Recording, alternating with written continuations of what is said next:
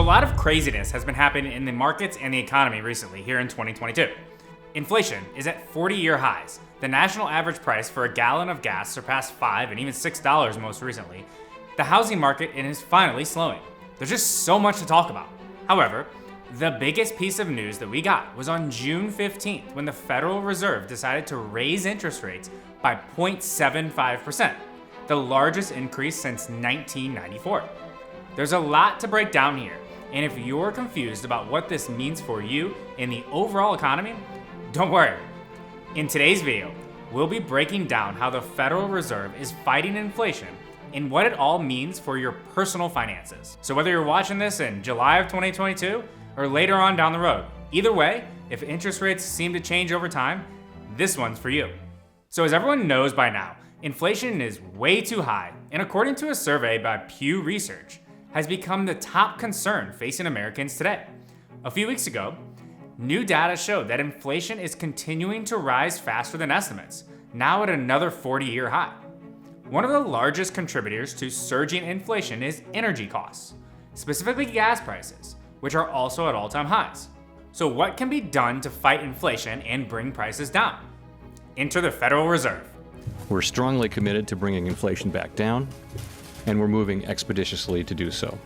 The Federal Reserve, commonly referred to as the Fed, is the central bank for the United States. They're primarily tasked with two objectives. The first is to ensure that people who want to work either have a job or are likely to find one fairly quickly. The second is that prices are relatively stable. Right now, the second objective for the Fed regarding price stability is the main area of focus. The Fed typically aims for around 2% inflation per year. So yeah, we're way past that at this point. So what tools do the Fed have to bring down inflation and prices? The answer is interest rates. Think of it this way.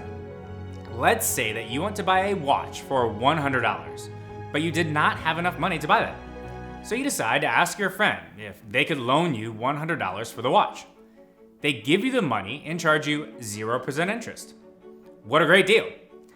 It's a pretty easy decision to take out a loan with no interest payments needed, right? However, let's change the story a bit. Let's say that friend gives you the money but charges you 10% interest. That probably changes your thought process because now, besides the original $100, you also have to pay back an extra $10 in interest. There's probably a higher chance of you just not taking that loan and thus not purchasing the watch. If you like this video and want to see more of our content, hit subscribe right now. We'd really appreciate it. So what's the lesson we can take away from this story? When the cost of borrowing increases, you'll probably have second thoughts about taking out that car loan or getting that mortgage. In summary, when the cost of borrowing, i.e. interest rates, increases, demand for those goods slows down, which leads to prices coming down as well, simply due to supply and demand. This is why the Federal Reserve has been raising interest rates this year, here in 2022. After massive economic stimulus and money printing during the pandemic, demand for goods and services just got too high, resulting in higher prices. The hope is that higher interest rates will reduce consumer demand and raise the incentive to save rather than spend. And for businesses, higher rates will lead to higher cost of capital, which likely means less growth and less investment back into the business. However, like most things, it's just not as straightforward as it may seem. First, while the Fed can affect demand through interest rates, it cannot affect the supply side of the equation. The best example of this is gas prices, which have been increasing due to the ongoing war in Ukraine and years of underinvestment in oil and gas in the United States. Unfortunately, the Fed just doesn't have the tools to help lower gas prices. Second of all, the raising of interest rates can easily backfire. One of the big worries economists have right now is that the Fed raises interest rates way too quickly, destroying demand too much and thus stalling the economy. If the economy stalls, this could lead to higher unemployment as businesses just stop hiring and begin laying off workers. We're already seeing signs that the economy is slowing down big time. Last month, during mid-2022, US retail sales fell for the first time, signaling that the demand is beginning to decline. The worst case scenario with the Fed's plan of raising rates is causing a recession in the process. So I mentioned earlier how a few weeks ago, the Federal Reserve raised interest rates by 0.75%, the largest hike since the 1990s. Before this 0.75% rate hike, they also raised interest rates by 0.25% and another 0.50% this year, here in 2022, which brings this current interest rate to around 1.5%. You can see in this graph from the Federal Reserve that when the pandemic first hit, interest rates were cut to essentially zero, which was done to help stimulate economic growth and demand. Now we need the exact opposite. We'll need rates to increase to help slow demand and prices. It's essentially guaranteed that the Federal Reserve will raise interest rates 4 more times this year. The Fed expects that its interest rate will be around 3.4% by year end, representing an additional 1.9% in interest rate hikes from now until then. So what does this all mean for your personal finances and investments? Is there anything that you should do now before interest rates go higher? I know many of you are likely concerned and wondering about what is happening to the stock market and real estate market right now. Hint, part of it has to do with interest rates and inflation.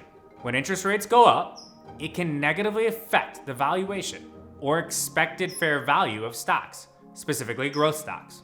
One popular way investors figure out whether or not a stock is a good buy is through using the discounted cash flow model.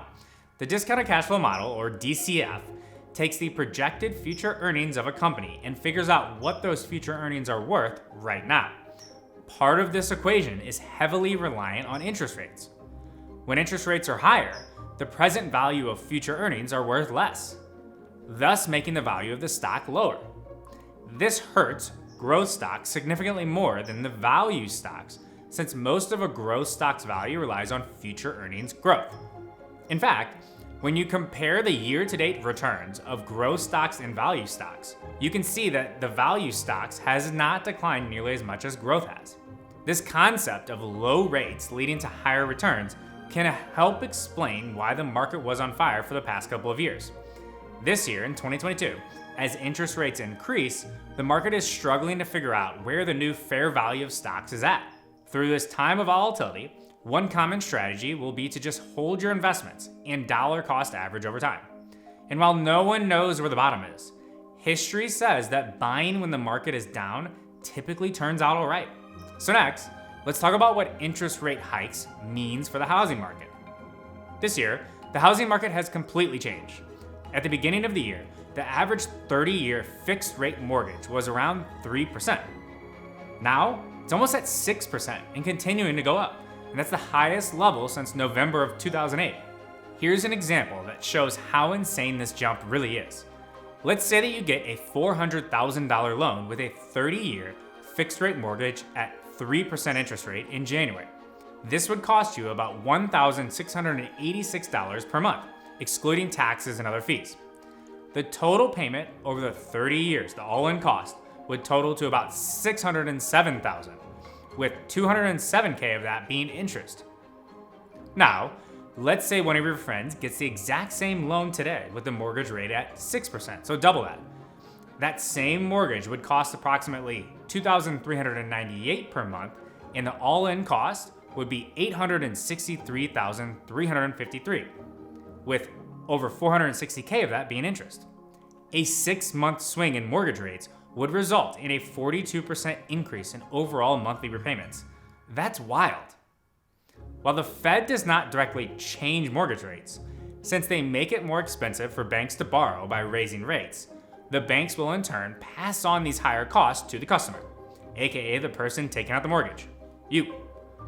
Thus, the mortgage rate will increase as the Fed increases rates. Another aspect that affects mortgage rates is the supply and demand for mortgage-backed securities. Throughout the pandemic, the Fed purchased billions of dollars worth of mortgage-backed securities and other debt in order to encourage economic activity. Since the Fed has stopped these purchases and is now selling those assets, this is causing mortgage rates to increase. As we mentioned before, when the cost of borrowing increases, demand will decrease, and this is exactly what's happening with the housing market. In a blog post by Redfin's CEO, he said that with May housing demand 17% below expectations, we, quote, don't have enough work for our agents and support staff. We could be facing years, not months, of fewer home sales, and Redfin still plans to thrive. In fact, Redfin recently laid off 8% of their employees because of the lack of work. Both Rocket Mortgage and Zillow also cut substantial portions of their employees during the past couple of months. So what does this mean for you? If you're looking to buy a house right now, spend some time shopping around for a better than average rate. With housing and refinancing demand cooling, lenders might be eager to do business with you. You can also try asking your lender to lock in your rate right now, sometimes for a fee, and the lender will allow you to lock in today's rate even if you won't close on the deal for another couple of months or so.